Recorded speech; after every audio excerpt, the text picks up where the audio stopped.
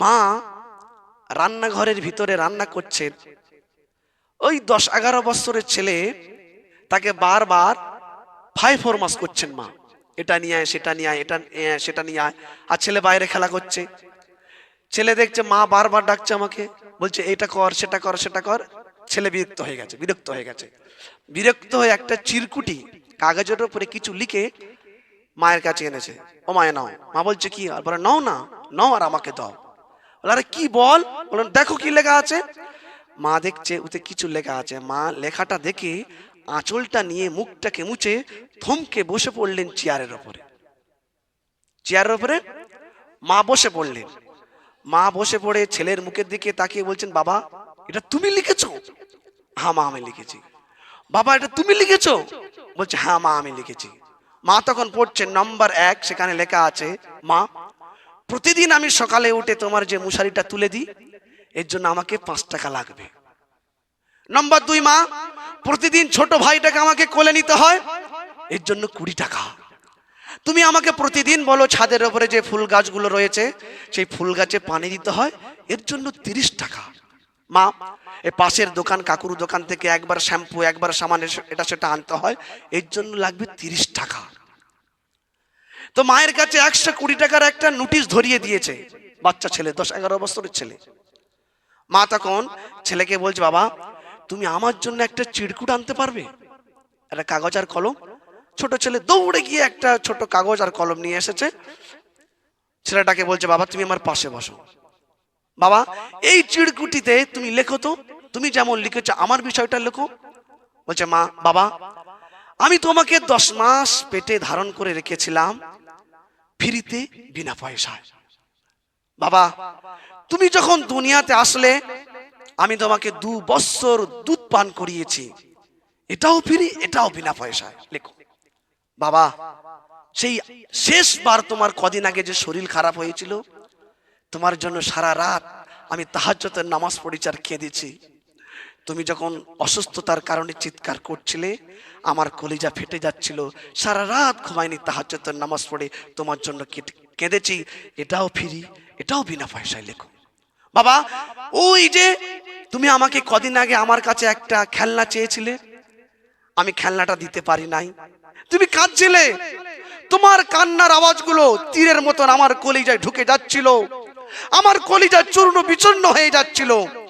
তোমার হাসি ফোটাবার জন্য একটি একটি করে টাকা জোগাড় করে আমি আমার আঁচলে বেঁধে রেখেছিলাম, সেই টাকা দিয়ে আজ খেলনা এনে দিয়েছি।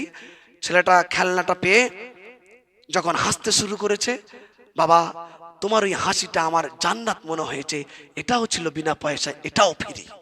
বাবা তুমি যখন স্কুলে চলে যেতে, যতক্ষণ স্কুল থেকে না ফিরতে তোমার রাস্তার দিকে আমি ফ্যাল ফ্যাল করে তাকিয়ে থাকতাম কখন তুমি আসবে। 1 মিনিট যদি দেরি হতো আমি বেচैन হয়ে যেতাম, পাগলিনী হয়ে যেতাম। যখন তুমি ফিরে আসতে তোমাকে দেখতাম, দুনিয়াটা আমার কাছে জান্নাত মনে হতো তোমাকে পাওয়ার পরে, এটা হচ্ছিল ফ্রি এবং বিনা পয়সায়। এরই নাম মা। আল্লাহর নবী কেন রমজানের সাথে পিতামাতার খেদমতের কথা বলেছেন? এরই নাম মা। আপনাদেরকে কি করে বুঝাই? আমার ইউটিউবে সার্চ দেবেন, পিতামাতা সম্পর্কে আমি 2 ঘন্টার বেশি বক্তব্য দিয়ে রেখেছি, কোরআন হাদিসের ফোয়ারা তুলেছি সেখানে। পিতা কাকে বলে? একজন যুবক ছেলে ব্যবসায়ী মান, বড় ব্যবসায়ী, বিয়ে করবে, সকল বন্ধুকে দাওয়াত দিয়েছে, একটা গরিব বন্ধু ছিল তাকেও দাওয়াত দিয়েছে। বিয়ের দিনে যখন বিয়ে করতে যাবে সকাল সকাল বন্ধুদের ফোন করছে, হ্যালো তাড়াতাড়ি চলে আয়, আমার পোশাকটা তো তোদেরকে পরাতে হবে। সব বন্ধু চলে এসেছে, গরিব বন্ধুটাকে ফোন করছে, আয়। না ভাই আমি যাবো না। আরে আয় না, চিন্তা করিস না, তোকে কিছু আনতে হবে না, তুই আয়, আমি আছি, আয় আয় চলে আয়। গরিব বন্ধুটা তার যতগুলো কাপড় ছিল সব থেকে ভালো কাপড় যেটা ছিল সেটা পরেছে। সেই ভালো কাপড়টা পরার পরও তাকে দেখে মনে হচ্ছে গরিব ব্যক্তি। ওই পোশাকটা পরে বন্ধুর বাড়িতে যখন বিয়ে খেতে এসেছে, এসে দেখছে বিয়ে বাড়ি লাইটিং এর কি বাহার। ছেলে বিয়ে করতে যাবে, পরের দিনে কন্যা যাত্রী আসবে, তার জন্য এখন থেকে খানার আইটেম শুরু, বিভিন্ন রকমের মিষ্টির আয়োজন। তো বাপ ওই গরিব ব্যক্তিটা 2টো শুকনো মিষ্টি কাগজে জড়িয়ে পকেটের ভিতরে ঢুকিয়ে নিয়ে বরের পোশাক পরানো হয়ে গেছে। বরের আঙ্গুলে একটা রিং সোনার আংটি ছিল ছোট মতো, হঠাৎ বলছি আমার আংটিটা গেল কোথায়, পাচ্ছি না, কি হলো, একটু আগে ছিল। তখন বন্ধুরা বলছে না, এই রুমের ভিতরে আমরা ছাড়া কেউ আসেনি, তাহলে আমাদের ভিতরে কেউ নিয়েছে, চলো চেক করো। তখন ওই বর বলছে না, বাদ দে, ওসব করতে হবে না, ছেড়ে দেবো, সব হতেই পারে, যে তার আল্লাহ পাক অর্থ দিয়েছে।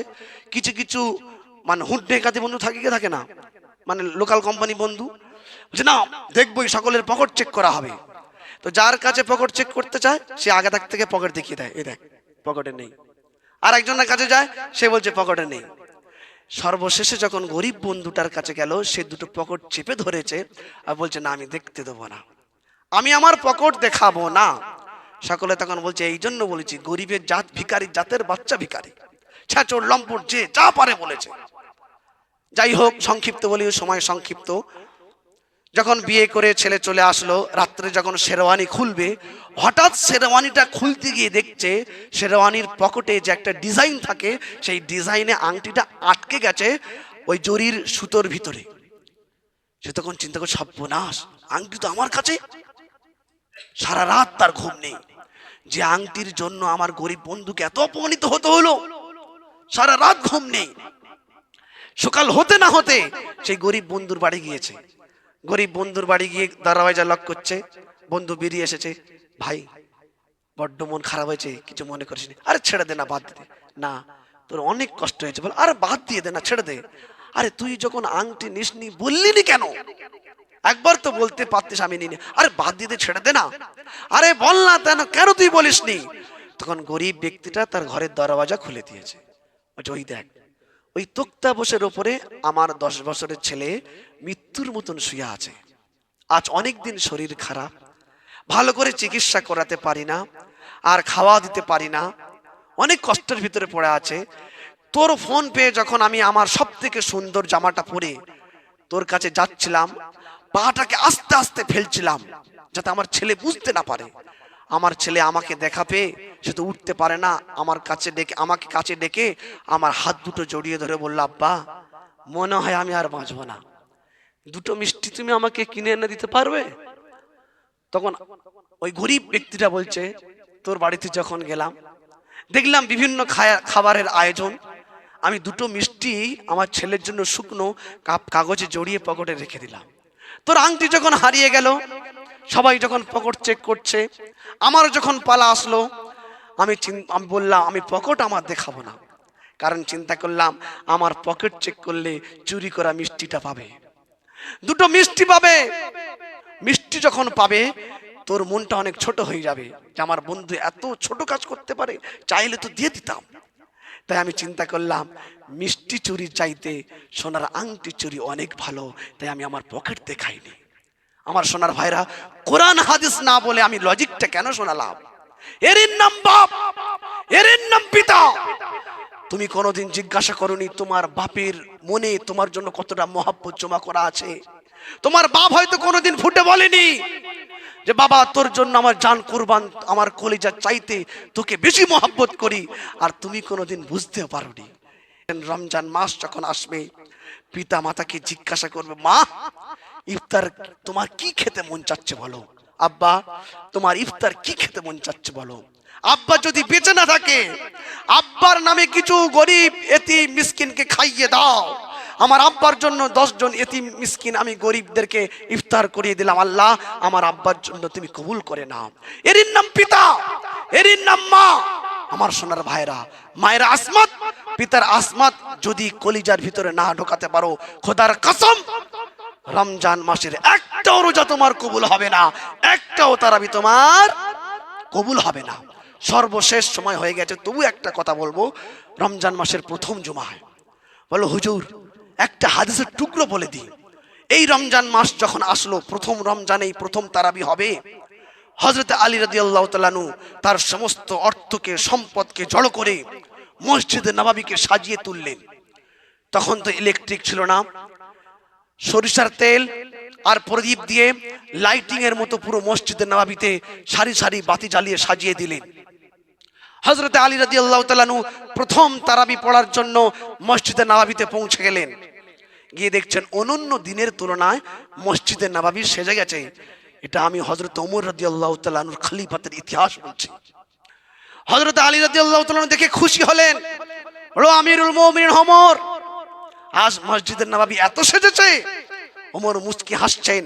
হযরত আলী সেদিন বলেছিল, ওমর তুমি আজ যেমন করে মসজিদের নববী বাতি দিয়ে লাইটিং এর মাধ্যমে সাজিয়েছো, আল্লাহ পাক তোমাকে তোমার কবরটাকে তুমি দুনিয়ার বুক থেকে চলে যাওয়ার পরে এমন বাতি দিয়ে তোমার কবরটাকে নূরে নূরান্বিত করে দেবে। জোরে বলে সুবহানাল্লাহ। সেদিন হাদিস সাক্ষ্য দিচ্ছে হযরত আলী রাদিয়াল্লাহু তাআলা নূর দোয়াটি কবুল হয়েছিল। তাই হযরত ওমর রাদিয়াল্লাহু তাআলা কবর আজ নূরে নূরান্বিত হয়ে আছে। কারণ হযরত আলী শুয়ে আছেন বাগদাদে ইরাকে, আর হযরত ওমর রাদিয়াল্লাহু তাআলা কোথায় শুয়ে আছেন বলেন? বলেন কোথায় শুয়ে আছেন? পৃথিবীর সবথেকে দামি জায়গা মসজিদে নববী। শুধু মসজিদে নববী নয়, আল্লাহর নবীর রওজা মুবারকের পাশে। জোরে বলে সুবহানাল্লাহ। এজন্য মসজিদ সাজানো রমজান মাসে, এটা হাদিস থেকে প্রমাণিত। এজন্য আপনারা 2 মাস আগে অনেকে নাম লিখিয়েছিলেন, হুজুর আমরা মসজিদে কাজ চলছে জোর কদমে, হুজুর আমরা টাকা দেবো। 2-4 জন ছাড়া আপনারা কেউ দেননি। যারা নাম লিখিয়েছেন দিতে পারেননি, দিয়ে দেন। আমিও বলেছিলাম প্রত্যেকের নিয়ত করুন যে ইনশাল্লাহ রমজান মাসে, মানে 2 মাস আগে বলেছিলাম, 1.5 মাস আগে, যে রমজান মাসে আমি কিছু পারি আর না পারি 500 টাকা করে দেবো বলেছিলাম। তো এখানে সকলে নিয়ত করেন।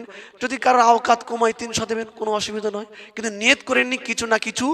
রমজান মাসে প্রথম জুমা কাজ চলছে, পয়সার প্রয়োজন শনি রবি।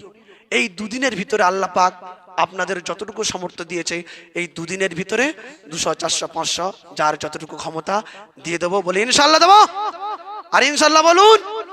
আর যারা নাম লিখিয়েছিলেন যতটুকু সেটাও দিয়ে দেবেন 2 দিনের ভিতরে। আর জুমার কৌটোয় বড্ড অল্প টাকা পড়ছে, বুঝতে পেরেছেন? এইভাবে চলে? আপনারা বলুন বলুন। জামাই এলে শুধু মুরগির গোশত দিতে পারবেন তো? হ্যাঁ, ওই মেয়ের ভালোবাসা চটে উঠে যাবে তারপরের দিনে শুধু মুরগির গোশত দিলে। কেন মুরগির গোশত দিয়েছেন, ডাল তো দেননি। মেয়ের ভালোবাসা চটে উঠবে কি উঠবে না তারপরের দিনে? আরে বলুন হাইজা বলুন, আপনার তো জামাই আছে নাকি? তাহলে জামাইয়ের বেলা মুরগির গোশত, গরুর গোশত, চমচম, রসমালাই, থামসা, কোলা, স্প্রাইট, মাজা, ডিয়া, কালা কালা, লিঙ্কা, পেপসি, বলে মাগরিবের পর ইফতারির সময় বলে গাওয়া ঘিয়ে ভাজা পরোটা। হচ্ছে কি হচ্ছে না? আর আল্লাহর বেলায় 2 টাকা 4 টাকা আল্লাহ ভিক্ষা যাচ্ছে আপনার কাছ থেকে।